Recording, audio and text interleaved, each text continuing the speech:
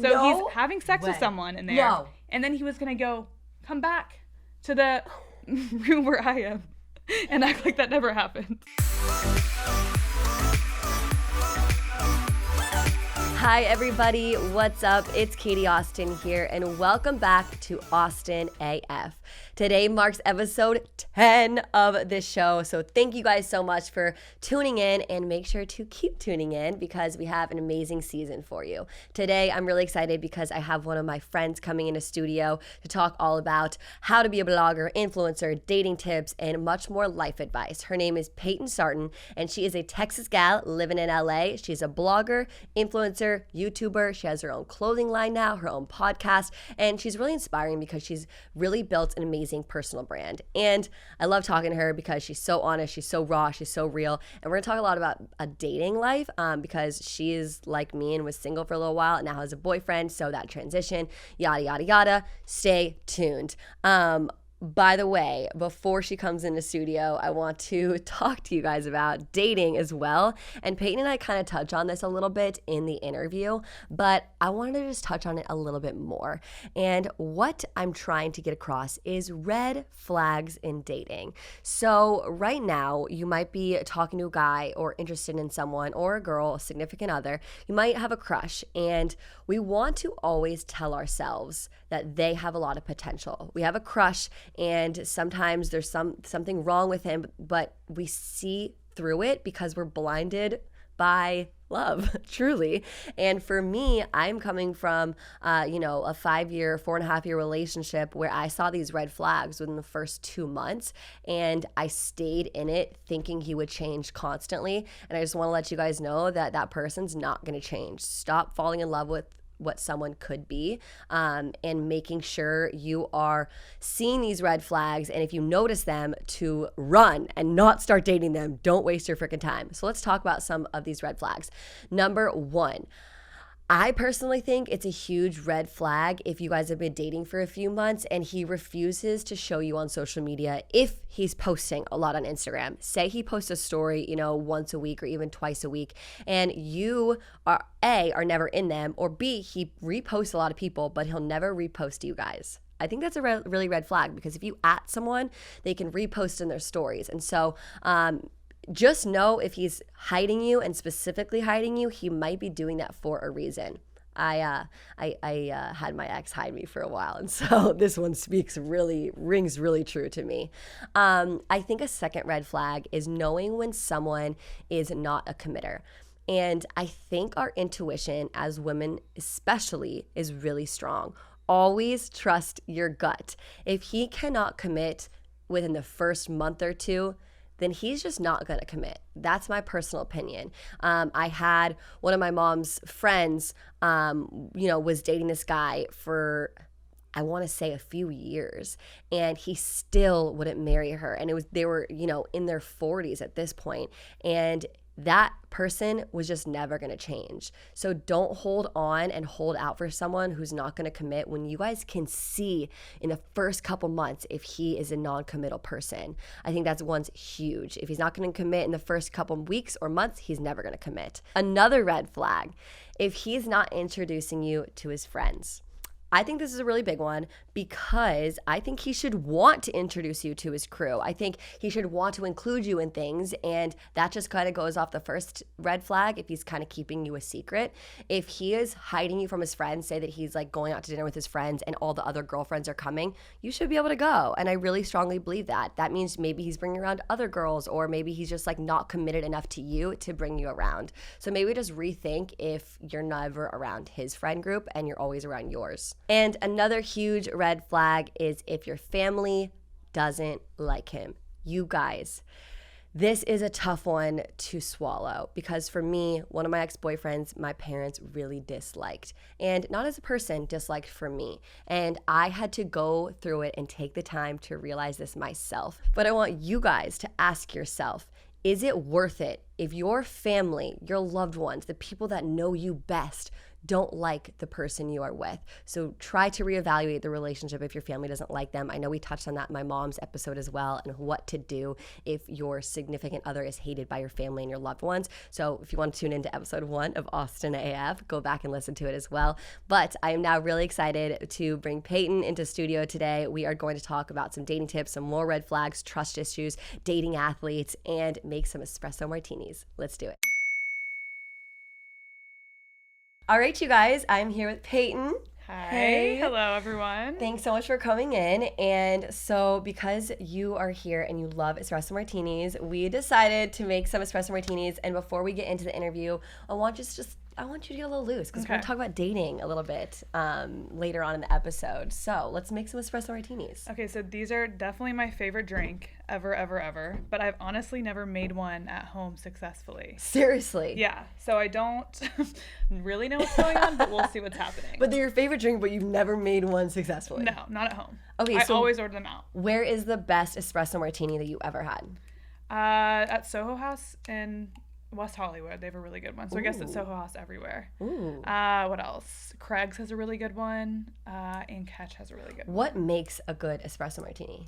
The vodka.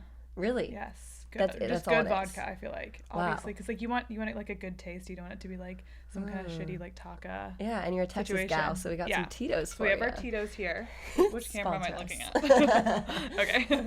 We have our Tito's here. So I'm going to do, let's see. I also feel like you are known for your espresso martinis, and it's so cute because when other girls have espresso martinis, they post you in it. And so everyone cute. knows, if you follow Payton, as you should, you guys know that she posts a lot of espresso martinis, and so we had to have one. I mean, I always repost everyone when they post the espresso martini. I like that someone sits down and has like a nice drink and a good time and thinks of me. I love that. Thinks to like, I don't know, put me on their story. I Okay. actually had where was I? I was like 8 p.m. dinner, right? Not going out afterwards. We got some Kahlua. Not going out afterwards. And I had like 3 espresso martinis.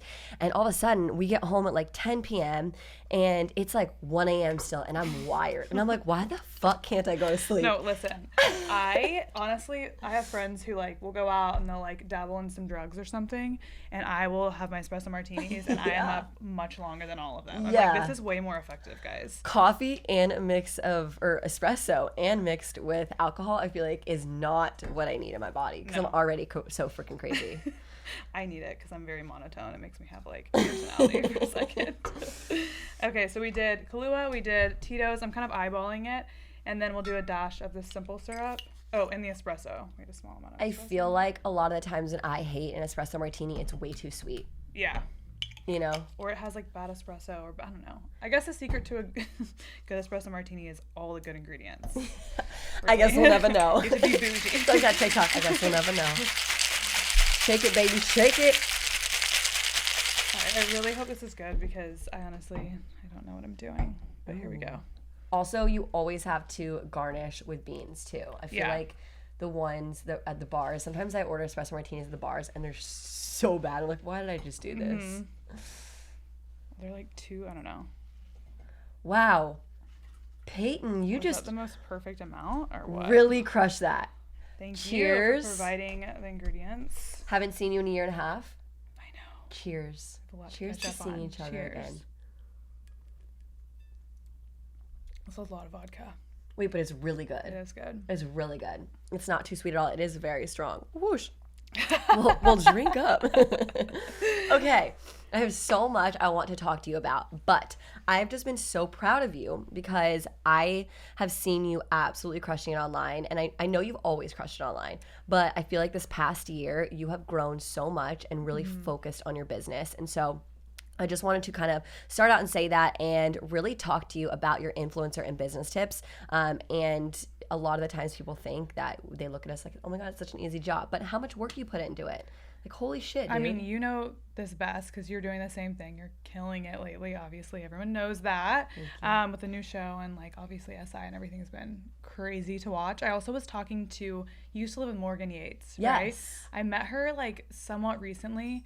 And we got to talking and we like said that, you know, we both knew you, and she literally was like, that person works harder than anyone I've ever met. She's always doing something. So it's good to hear that from you, especially. Yeah. I feel like I've grown a lot lately in terms of the influencer thing, just because I've done more YouTube and like TikTok and things like that, just kind of like dabbling in new areas, I guess. And then I moved in with my roommate, TK. Have you met her? No, I haven't met her, but we're Instagram friends. I know, she always says that. I forget they all don't know each other. She does the YouTube thing, so it's been nice to like have friends who aren't just bloggers.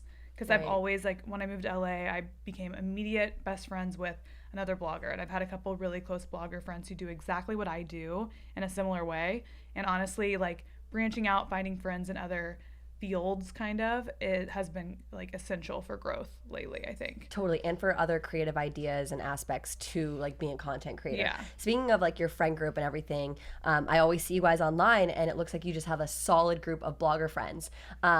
How important is it to collaborate and be friends with different bloggers to grow? I think it's really important. I think for me, some people, I mean, I know a lot of bloggers who are friends for work, like they consider each other like coworkers. Yes. Which I think is a healthy way sometimes to do it, because sometimes when you work with someone and you're best friends with someone, especially like let's say you live with them too, it can get to be a lot. And I think networking is really essential for what I do. I also think that making good friends in whatever you do is important. So like not everyone needs to be a coworker. Maybe you do have your friends who you see at events or you work with or you go to brunch with or whatever. And then you need to have, in my opinion, your best friends who you can talk to, can like kind of tell you, like they know about you, they know about like what you're about, they can help you with your job, you can help them with theirs. And then brands really like hiring groups of people or like just best friends to do things. So I'm always getting like contracted out with my friends now. No way. That is like, so fun. That's never happened to me before. Well, they want like a legitimate friend group, because sometimes they'll hire like 3 different bloggers. We kind of know each other and we like shoot together. And it's so awkward, and you can tell in the images. So now like me and my friend Claudia now are doing like social content and almost like lookbook style content where we'll go out and shoot content for a brand together, because we just like work together well and we've been friends for 5 years. So it's actually really nice. So there's a couple reasons why making friends in your niche is kind of important. That's so funny you say that, because it's been really hard for me to be sometimes friends with people in the fitness industry sometimes, because it's so competitive. Do you ever have those competitive thoughts and be like, oh shit, well, so-and-so is working for a brand for $6K for an Instagram and they're only giving me $4K. Does it ever get weird or competitive? I will say there's some people that it does, and that's happened to me. Most of my friends right now are like better than me at what I do. So like they have more followers or whatever, so of course they get paid more. That doesn't mean you're better though. Well, yeah. You're fucking good at what you do. Quote better than me. Yeah. You know what I mean? I like they do make more money per post, which is something that I'm not a competitive person in general, so I find that I don't really hang out with other competitive people, because I just like feel like it's just not my thing. I'm all about collaboration if possible, and I've never, even in sports, like I was a gymnast because I'm not a directly competitive person, so I feel like I just don't draw in competitive people as much. And then when they do get competitive, I usually just say my goodbyes. And also I feel like surrounding yourself with competitive people just lowers your confidence a little bit. It's not fun. It's not fun. It's supposed to be like, especially in what we both do, it's about you as a person. It's not about you being better than someone else. There really is room for everyone. They always say that, but I think, I don't know who they is, but they always say there's room for everyone. And I think it's true. I think if you're a unique personality, you don't need to compete with anybody, because someone's going to follow you and that person that you're competing with. No, totally. And I also think like there's a lot of bloggers, a lot of fitness people who do workouts online, a lot of bloggers, who do the exact type of posts you do, but they'll never be you. Like they'll never, because they're themselves. So much more. Exactly. They have like their own thing that they bring to the table that people follow them for. Right. So it's just really also like you can find your bloggers and influencers who resonate with you, and you don't need to, it's not about being the best, it's just about who your audience is. Like capturing one specific audience could be different for each person. Okay, and now speaking of audience, describe what you try to get across to your audience, because if you look at Payton's page, I mean, like, first off, so hot. Second off, you're aesthetic. Holy shit. You're aesthetic. Like, I can't even imagine, like, some photos of yours are so beautiful and so aesthetically pleasing that I'm just like, could you imagine me trying some of these things? I'd be like, not Listen, okay. I feel just as dumb when I'm doing it. It looks amazing. Well, thank you. I think for me, what I've noticed lately, especially with the whole quarantine situation, I've had time to really kind of reach inward. I'm not traveling as much. We're not like going to events. We're not doing all these things that like I'm not bringing in other like energies into my life. I was able to move to my dream apartment, which was really helpful. Really make a space that I felt at home in and that I felt inspired by, and like it made me want to get up in the morning and do things like that. So for that reason, I've kind of found more of my message, and really I want people to come to my page on Instagram or YouTube or whatever and just be like, this girl looks like she has the best fucking time. Like, she's drinking her espresso martinis. Yes. She's in her sick apartment. It looks really cool. It's like unique, and like she has her own sense of style, and I want people to see me like feasting like with my friends as much as I go out and like have amazing dinners or do whatever.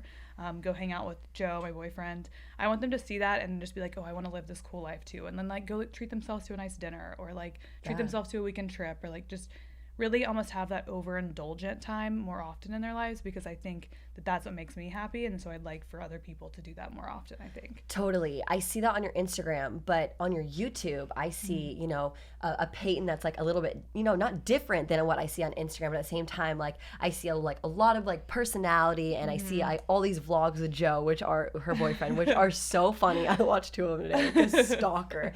And so I want to know like your YouTube journey, because you are pretty new at YouTube still. Very new. And what has YouTube kind of, you know, done for your business, and how much work do you put into it? So I really started focusing on YouTube during quarantine this last year. I've had a YouTube channel before that, but I never really like focused on YouTube, and that's like, YouTube takes a lot of time and you have to be consistent. So like I could have been on YouTube. I was probably had videos up for a year prior to really focusing, but I would post one like twice in a month, and then like I would do like once every 3 months I would come in and do a video or something.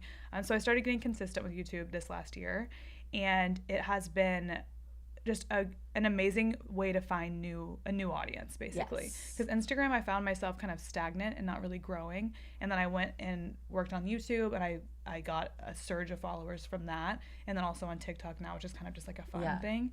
But YouTube has been a trial and error process, because I've taught myself how to edit. I taught myself, you know, all that Your stuff. edits are amazing, by the way. Well, I hired an editor recently. I was going to say, holy moly. It was like very, very, very professional. Well, I will say, so TK, my roommate, she is an editor for a really big YouTuber, Alicia Marie. And she like does all of her edits. So she was the one that was like kind of telling me how like, you should do this, you should do that. She gives me tips, which again, I have not had friends that can really like give me advice on things like YouTube and tell me how to do things better. So she's been an amazing resource, and we've done some videos together. She has her own audience, so that kind of collaboration has been nice. Right. And then I hired an editor once I started like making money off of it. You know, so. Right. That makes sense. Okay, so I saw some of your YouTube videos, and speaking of Joe, your boyfriend, he's in them. Yes. And you did one where it was like your boyfriend rates your outfits, and then you did a vlog with him.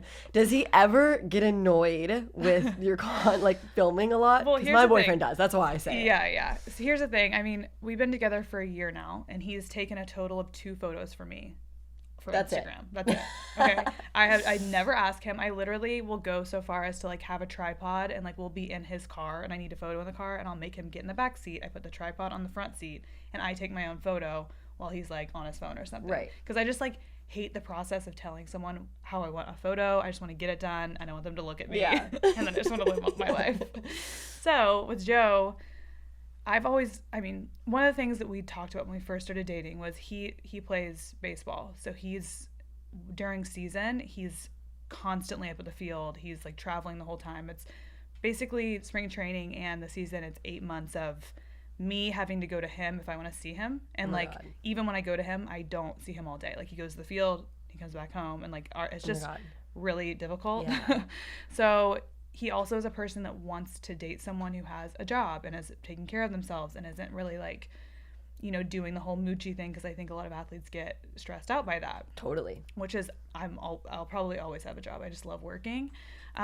So for us, I'm like, you have to be in my content. We've had this conversation. I'm like, you're going to be in my content, because this is how you get both ways. You get me coming to see you when you want, and I have the freedom of someone who might not have a job. But I do have a job, and this is it. So if you want someone who can, you know, do what I do and accommodate your schedule and work, you're going to have to put up with recording a video for 10 minutes or being on a podcast or something. Hell yeah, Payton. Because I love that. how else would that, Also, it's not freaking hard. Like, my boyfriend gets so annoyed because I'm like, will you take a photo? I do ask him, like, will you take a photo of me right here? And he will. It's just like, every once in a while, he's like, okay, we're done. Like, ugh, really? And it's not ever really me taking photos. It's like, he doesn't ever want to be in the content. Like, I'll film a video of him and he'll be like, you have to delete that. I hate it. Like, we're not posting that. And so I always see you and I'm like, gosh dang it, Lane, come on now. You have to film with me. Honestly, I didn't even ask Joe. I was like, you're in it. Yeah. Like, holding the camera up to him. But he also does press. Like, he does press every single day after games. So he's comfortable being in front of a camera. He plays in front of, he pitched in the World Series. So he's like, he's okay with eyes being on him. For sure. I think it's a little different when he's like showing his personality versus like pitching. But you know, he just has to deal with it. I'm like, this is what you got to deal with. Sorry. Yeah. I want to actually go back though, because we're talking about your boyfriend right now, but we were single gals for a little bit in time there. I was basically single for 26 years. That's so crazy to me. And so when you're talking right now and you're like, he's traveling for 8 months out of the year and like I have to go to him, I'm like, Payton, who are you? Like, you have to really freaking love this man for you to be traveling like that, because I feel like you wouldn't do that for just anyone. No, but I also love long distance because, I mean, we talk on FaceTime like every night, but that is the extent of how much I commit during the week normally. So I go see him for like a week and a half at this point, like every month. Yeah. That's just because he's in DC, so it's like so far away. Like, I'm not going to go for like 4 days or whatever. And anyways, I love him. He's the best. He's the best ever. But honestly, the long distance is kind of getting away with something, because it's not like I have to like constantly be around him all the time. Like, I don't put a lot of effort like going to see him back and forth and like making plans. Like, we FaceTime at night for a little bit and then we go to sleep and then I see him for a week. Like, you're still able to fully focus on yourself. Oh yeah, I completely focus on what I'm doing. Right, and live a single life without being single, basically. Like, all day I just like worry about myself until I go see him. Yeah. I love that. Okay, so I want to go back to being single, because we both, I feel like, have not similar stories, but similar stories of being single. Being single in LA is really hard. It is really tough. It is hard. I mean, I never even talked to guys who lived in Los Angeles. Like, it was always somewhere else. It was always somewhere else. So would you, this is actually one of the questions, we have like a little segment that I'm asking you, but this is actually one of them. Would you fly to go see a guy that you've never met before? Meeting on a dating app, let's say Raya. Okay. Would you, and he's like, hey, I live in Tennessee. I'll fly you out. Would you do that? I never did that. You never did that? No. But I did, there were guys that I'd met once or something, like, you know, I went on a date with them or something, and then I went to go see them after. Gotcha. Just for fun. I feel like it's always like an adventure to do that. I knew I was being safe. I knew like they were normal people and like I'd met them before. So I've done stuff like that before. Yeah. Do you have any like crazy worst date stories from when you were single? Worst date. I didn't really go on a lot of dates, but I can say this one guy, he was a basketball player. This is like the worst experience I've had with a guy that I wasn't dating. Oh gosh, that's okay. Of course he was a basketball player, by the way. There was only one basketball player. Like, after this story, no more basketball players. That's funny that you said after this story, because it's like a basketball player and it's like, okay, well, you date an athlete now too. You know what I mean? But basketball players are definitely worse than baseball. Oh my God, they're so bad. Yeah. And I never, you know, whatever. I knew I wasn't gonna date this guy. Like, he wasn't gonna be my boyfriend. It's just fun. It was just so fun. It was after, so I had an 8-month-long relationship with a guy I was friends with in college when I was like 24, so like 2.5 years ago. And so I don't really count it. I'm like, that was less than a year. Okay. Anyways, I was fresh off of that and I was like, I just want to go have some fun with someone, whatever. I met up with this guy who plays basketball here in LA. Well, he plays somewhere else, but he was in LA playing. And I went to like a concert with them. Then I would say like a couple weeks later, I flew out to Oklahoma to go visit him. Taking hints. To go visit him. And it was a fun weekend. We had a great time. Like, I have friends there, so we just like, you know, a lot of Texas people live there. And then I went out with him in LA like a few weeks later with his friends he's from like France. So his friends like flew in from France, and like it was this whole big thing. I was meeting them. The same time you flew in? No, well, they flew into LA. Like, this was a few weeks later after I visited him. But I knew by that, like, when I visited him, I was like, this guy's it's not going to be serious. Yeah. But it's fun.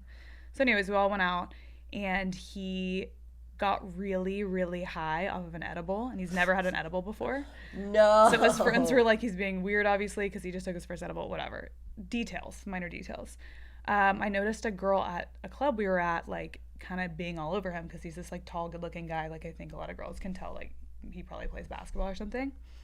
So I see this girl, like, kind of all over him, like, looking at me all weird, and I'm like, whatever, just dancing with my friends. And he disappears. And so his friends are like, come back to the house. We're gonna go, like, hang out. And I'm like, I don't know where this guy went because I think he was with someone. They were like, no, he's obsessed with you. Like, we're gonna go back to the house. I go to the house. He's there with a girl. Already there with a girl. So then I'm like, this is weird. So I go over to him, and I'm me. Okay, so I'm very upfront, and I knew I wasn't gonna date this guy. So I was like, listen, I would like to hook up with you tonight. No, you didn't. No, I literally was like, Shut I just want to let you know, up. I want that, but Was she right there? No, she was like kind of further away. Because once his friend showed up, he was embarrassed of that whole situation. Yeah. So I'm like, I would like to hook up with you, but if you're gonna hook up with someone else, I'd like to know that because it's getting late and I want to go home, and like we're not gonna do 2 people tonight. Yeah. You know what I mean? Like you just do one. So he's like, I'm like, I genuinely don't care. Like I'm totally fine if it's like you want to choose her, want. it's fine. I'm not sad. I'm just tired, and like, do I just keep drinking or what am I doing here? So he's like, like, okay. He brings me up to his room. Like he has this Airbnb with his friends. It's like he brings me up to his like master bedroom, and it's gorgeous. And he's like, take your shoes off, like sit down. I'm like, sure. He's like, do you want any water? I'll go get you something. I'm like, yeah, for sure. This is great. I'm a queen. Okay. So then he's gone for like 5 minutes, and I'm like, it doesn't take that long to get water. So I walk outside. In like his friend's room, I see like shadows in this one room, like in a side room. And his best friend is kind of like in the other room. So I was like, hey, can you go see if that's, guy X? And he's like, no, there's no way. There's no way that's him. I'm like, will you just go see? He walks in, and he's like, it's him. So he's having sex with someone in there. No. And then he was going to come back to the room where I am and act like that never happened. No, like I have chills all over my body thinking that like that is literally disgusting. I literally was like, okay, well, I'm going to leave then because obviously our pact is broken, dude. You can't be double dipping. What the I told hell? you. That was the one thing you can't do. How do guys think, and by the way, how do they think it's okay? And unfortunately, that probably happens a lot. And when if you weren't so aware and so upfront, that probably happens a lot. Basketball players, honestly, and athletes in general, it's not too far off from what they're capable of. Like, it's crazy. It was insane. I'm like, also, he wasn't even good. I'm like, come on. At least be good, dude. At least be like the LeBron of your fucking team. Exactly. If you're gonna act like come that. on. What are you doing? I think a really good point to notice, though, was how much you were self-aware going into it, because a lot of girls in that scenario, they wouldn't find it like funny. I'm sure you went home and be like, guys, guess what happened? Because you knew that you weren't going to date the guy. And I've had so many similar, not that bad, but like similar stories to that. Like I flew to Miami for a guy who literally blew me off while I flew there to visit him. Unbelievable. Like literally flew across country for 4 days. He was an athlete. He was an NFL player. God. And he blew me off for another girl as I flew there. And I was actually okay with it because I was like, I did this for fun. I knew I wasn't going to date him. Yeah. You have to go into it knowing that this is just for fun. Yeah. I go into basically every relationship like that. I'm kind of like, I'll see where the guy leads me. Yes. I knew with this particular guy, like I wasn't impressed by him. He was really attractive. He was super fun, super sweet, like was interesting to talk to. And that's it. Like it wasn't someone I'd be like, oh, I'm going to bring home to my parents. Yeah, and we're not the type of girls who want to compete with another girl at the party. Like if you have a second girl there, I'm out, dude. Mm-hmm. Like I'm not trying to be an 18-year-old girl competing with another girl at the party. That is like no effort whatsoever. I cannot do it. Well, that's like with that situation, this girl is like staring me down in the corner, and I'm literally like, I just want to know if like this is gonna happen or if like that's gonna happen, because I don't care. Either way. Yeah, I don't care. I just need to know, dude. Yeah. And then you're not competing against each other. Like we're too old for that. Too tired for that. I'm so tired. I'm so tired. It's like 2 a.m. at this point. Yeah. Also, funny to note that he wasn't even good. Not even good. I don't even know if he Why plays is it? anymore. Why is it always the guys who are not that freaking good? I don't know. Because I have dated guys who do play sports who are good, and they're always the best guys. That is so interesting. Always the best. Or just my guy friends who are really good, are like super loyal. They're in good relationships. Yeah. I don't know what it is. Maybe it's like a confidence thing. Yeah. And it is really rare. I know you date an athlete now, and it's so rare to find an athlete who is so loyal. I actually dated a basketball player as well, and he cheated on me a lot. And so, like, how do you, I know you trust your boyfriend, and as you should, but how do you come to terms with knowing that story and knowing what athletes are like, because you grew up in a very athletic family, and you come from professional athletes as well. So how do you trust an athlete and to date one? Okay, well, I will say, so first off, to start, I think you just get like a gut feeling about someone. Yes. So like with that particular basketball player, there's a reason I never wanted to date him. I didn't trust him, all this stuff. He was fun, but I just like knew that that wasn't someone to trust. There's been other guys like that, whether they're in music or like acting or they're athletes or whatever. I just know when I can't trust someone in my gut, and apparently people can surprise you, but I don't convince myself to like someone if I know there's something about them that I'm like, I don't trust this. Totally. So that's just like for starters. And there's been guys that I liked a lot, but I was like, I know I can't trust him. Like, I want to like you and I want to trust you and force myself to trust you, but I literally just can't, like, if I'm being honest with myself. Yeah. So that's where I start. Intuition. I really do trust my gut with a lot of things. And then, I mean, my mom brought me an article when I was young from like Sports Illustrated, like the main magazine, and it was about athletes and the ones who cheat the most. And they were all by far baseball players because the season's the longest and they're gone the most. So that was like noted in like a literal study. So my whole entire life, by the way, I have told myself I would never date a baseball player. Crazy. Just because of statistics. And I was like, I don't want to do that. I just had like a bad taste in my mouth, and my family's very like really involved in baseball, and I just knew too many. I was like, no way. But when I met Joe, I was just like, I just trust him. Like, it's just you have to kind of, you know, you can second guess, but it's at the end of the day, my gut tells me to trust him, and he has not done anything to lead me astray in that way. And then also you just have to decide, like, okay, I'm not going to overthink this. I'm not going to, you know, either, like, I'm not going to overthink, but I'm not going to attach myself too much, because I know for sure I'll be okay without him too. I think that's huge. I think that's really, really I know huge. I'll walk away. If something doesn't go my way, whether it's cheating or like being treated a certain way, I can walk away from something. So I think that I just decided and was like, you're just going to trust this person. Right.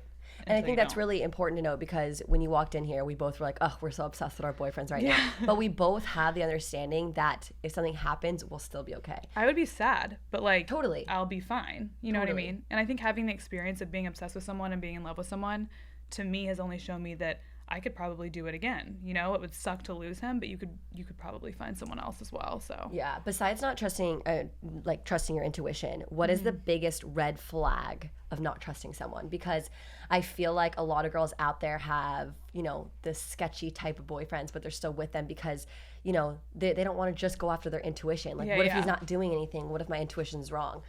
First off, your gut's always right. But what would you say is like a huge red flag not to trust someone? I think social media is a huge one. Obviously, if you see them liking photos, following girls, all of that stuff. I think with Joe, I am not a person to check that kind of thing. I'm not a kind of person to go over like in someone's phone and do anything, just because I don't want someone to push me to be that kind of person. So I've just decided I'm gonna like stay away from people who make me feel like I need to like micromanage them. Also, again, I'm tired. I don't have time.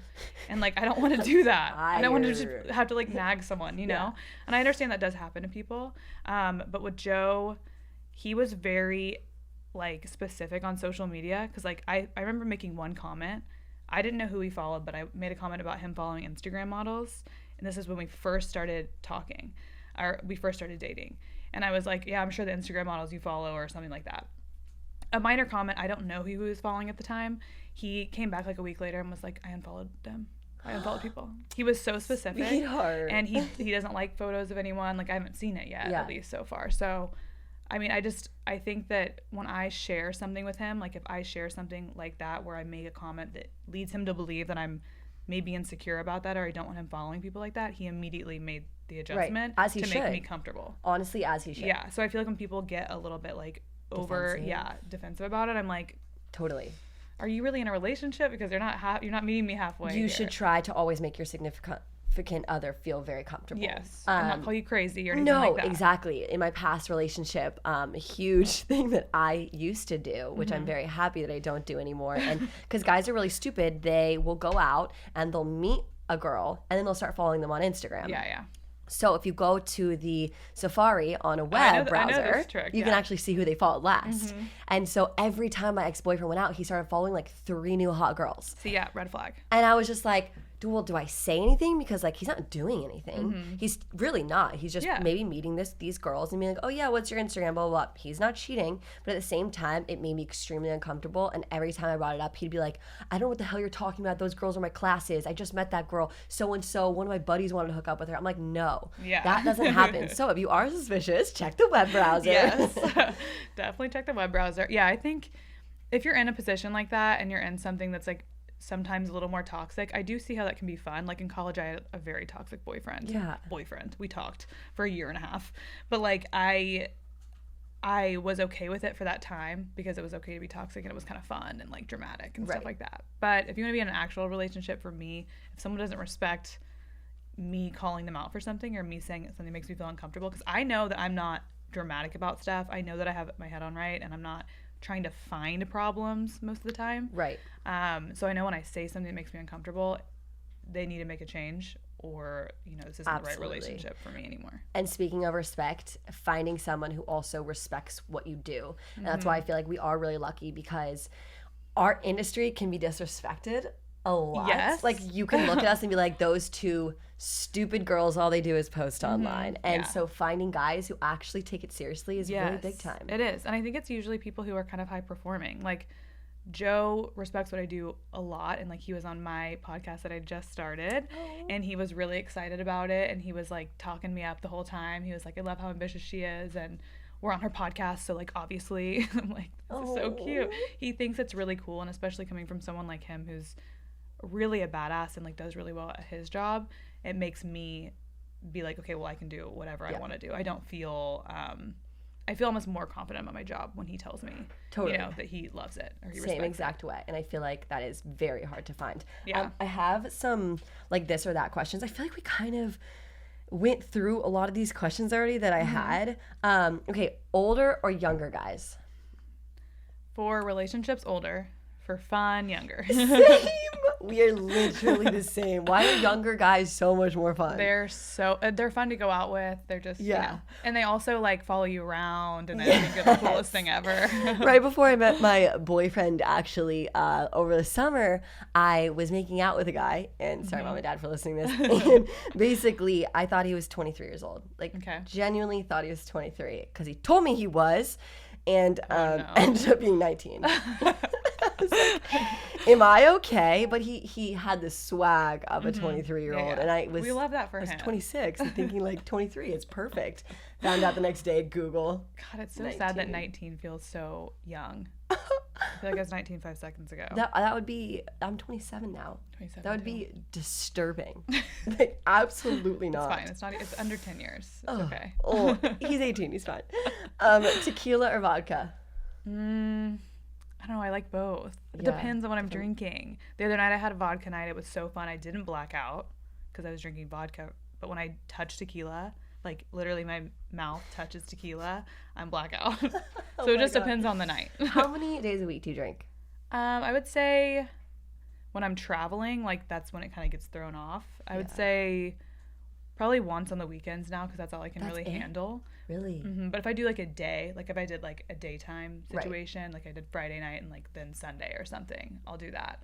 But I die from hangovers now. Like I literally am dead. I can't function. Same. We used to do like bungalow Saturday, like go out Friday night, bungalow Saturday all day, and then go to a house party till like 4 a.m. And then make Sunday fun day. Well, that was like after college. In college, we were like, I was a psychopath in college. But even at my college at A&M, we only went out like Thursday, Friday, or Saturday. We weren't like a big party school, but still, like 3 days a week. No way. And like not 3 days a week, not just like a 2 drink. It was like hardcore, lots of drinking. I don't know how we did it. Okay, athlete or nerd? You kind of already answered this with who you're dating. Well, Joe is kind of nerdy. Oh, that's why I like him. I like a combo. I want it all. Okay, I love that. Okay, hook up on first date? Yeah, if you want to. Yeah, I think do what feels right. I do whatever I want. When I first met Joe, we'd been talking via like Instagram, social media, texting for like a month and a half, and then hooked up with him the night I met him in person. And obviously, was it long distance then as well? Well, yeah. So he was in Scottsdale at the time. Okay. And then I was in LA. So I went out to Scottsdale, met him, and then I was like, "Okay, I'm definitely gonna hook up with this guy." If you're traveling to meet the guy for the first time, it's kind of like... Well, I wasn't meeting him I wasn't traveling to see him. I was just in Scottsdale. Oh. I didn't know that I was even going to see him. I invited him to our house to like hang out if he wanted to, but I didn't really think much of it. I didn't think he would come. And he did? Came there, and I didn't think we were going to date. This wasn't like a pre-planned thing. I was just like, oh, this guy's hot. I've been talking to him. He's interesting. And I was like, I'm drunk. I'll hook up with him. Yeah. And then he just never left. And then look where you are a year later. Yeah. Oh so I don't think it's bad. I think you can do whatever you want. Do whatever makes you feel good. Also, yes. I want to note, like, I think people try to do whatever they think the guy's going to like most or what's going to make the guy like them the most, which is not something that has ever crossed my mind in my entire life. Like, I'll do it if I want to. And then at the same time, they don't do it because they want the guy to like them more. Yeah. You know? Like, just don't, that's not the center of your world. It shouldn't be the guy. It should be like, hey, are you feeling it? Is this what you want right now? Then do it. Also, I've actually never had a one-night stand in my entire life, but at the same time, I know, I'm like, what did I do when I was single? I have no freaking idea. No, but I would just ask myself, basically, would you be okay if he didn't text you back or didn't text you the next day? Yeah. And for me, it was always like, no, I probably wouldn't be okay, so I'm not going to do that. Smart. You have to take care of you, yeah. I also know myself. I'm very sensitive when it comes to those types of things, and I take it very seriously, and so it just, like, one-night stands I knew were not in it for me, so I never did it. Yeah. I never did it. You mean there's no pressure to do that? My whole thing is just you got to do what's best for you, and I kind of want to decentralize like the man in that situation. So if it's best for you and you want to do that, that's what you want in the moment. And long term, it's not gonna like fuck with your head too much. Do it. If not, rethink it, but don't do it because he's gonna like you more or like you less or whatever it is, Absolutely. And I feel like that is a perfect place to end because that's some great advice right there. Payton, where can we find you, your clothing line, your podcast, your Instagram, your YouTube, everything? So much self-promotion to do. Okay, so my Instagram's at Payton Sartain. My clothing line is at Wear Full Disclosure. It's called Full Disclosure. My podcast is called Note to Self by Payton Sartain. It's on Apple Podcasts and Spotify. What else? YouTube? Oh, YouTube channel, just Payton Sartain. Just type that in the little thing. Amazing. You do weekly vlogs? I do weekly vlogs, the weekly podcast, and then Instagram I'm just on all day. Yeah, I feel like, oh my goodness, she's the best Instagram follow because you also have great stories too. Like you do the Q&As on your stories, you get real on there, you have great tips, great advice, and amazing fashion sense, nonetheless. All right, thank you so much, Payton. I will see you guys next week.